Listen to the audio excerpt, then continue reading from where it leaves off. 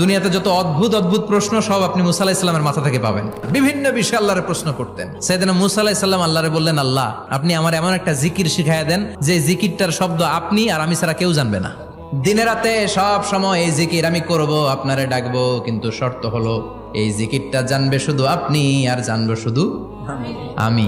আল্লাহ বললেন, মুসা পড়ো লা ইলাহা ইল্লাল্লাহ।